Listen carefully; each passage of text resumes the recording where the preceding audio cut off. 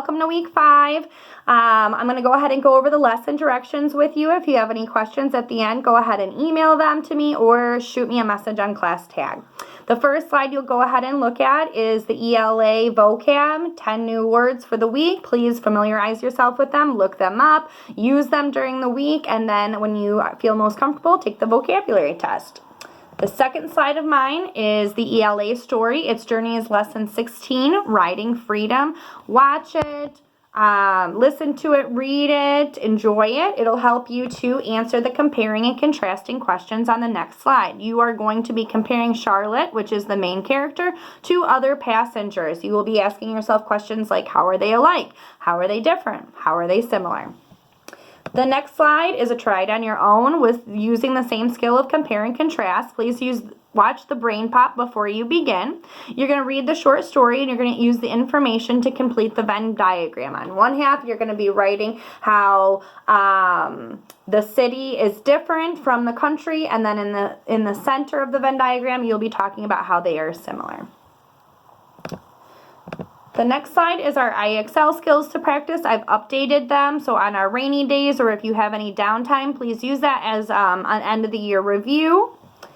And then it brings us to our writing focus. Our writing focus this week is idiom. So an idiom is a figure of speech. Idioms are expressions that mean something different than the words in the phrase might indicate. So for example, a very common idiom is don't chicken out, or it's raining cats and dogs. Obviously, it does not mean that there are cats and dogs coming from the sky. It means that it is raining exceptionally hard. So please go ahead and watch the video. It has a lot of different common idioms, and it does a great job of explaining it. It'll help you on the next page. I've listed a bunch of different common idioms, and you are going to write the letter that matches the meaning for each idiom. So use process of elimination. Some of these you may have heard before. Others you might have to ask around a parent, a sibling, or even getting online and kind of looking at what the actual meaning of it is. The next page, you are going to go ahead and watch a brain pop of what is an idiom. Then I have put out there a bunch of different common idioms. I want you to select one that you either already know well or one that you need to research a little bit. That's up to you. And then on a sheet of paper, I want you to write out your idiom, or you could type this to me. You're going to tell me what it actually means, what it really means, and then you're going to draw a picture of what it sounds like it means. So if I did it's raining cats and dogs, I would say that it really means it's raining very hard, but my picture would show, some dark thunder clouds and rain, and coming down from the clouds are those cats and dogs. Idioms are kind of silly and meant to be fun. The next page or slide brings us into science, our mystery Doug for the week. So how is glass made? Make sure you make your predictions beforehand and enjoy that video.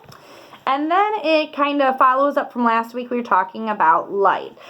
So this is an article of how do our eyes see. Be sure to read the questions beforehand so then you can answer them as you go or go back in your reading to find the answers. And then the next slide is a diagram of an eye. Be sure to grab a handheld mirror or your bathroom mirror and check out the different parts of your own eye as they are labeled on the screen. And also there's a brain pop that does a nice job of explaining how our eyes work. And then my last slide for the week is a science lab. So you're going to discover that white light can be split into the visible spectrum. You're going to notice that the order of the colors is always the same. Red, orange, yellow, green, blue, indigo, and violet, or for short, Roy G. Biv. You're going to observe a rainbow on a seedy surface when using a flashlight. You will also blow a bubble and observe the colors of the bubble. And then finally, please look at some pictures of real rainbows online. So a very short, sweet lab. You don't need a whole lot of materials to do it.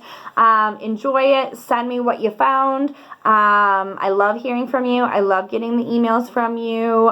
Examples of your work even sent on ClassTag or emailed in.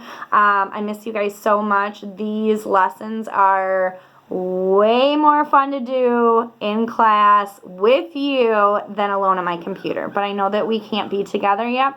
So please stay safe. And hopefully Allie will see you soon. Bye guys.